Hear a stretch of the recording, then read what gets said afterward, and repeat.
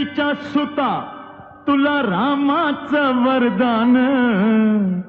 अन एक मुखान बोला बोला जय जय हनुमान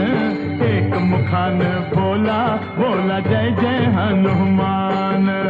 अंजनीचा सुता तुला रामाचं वरदान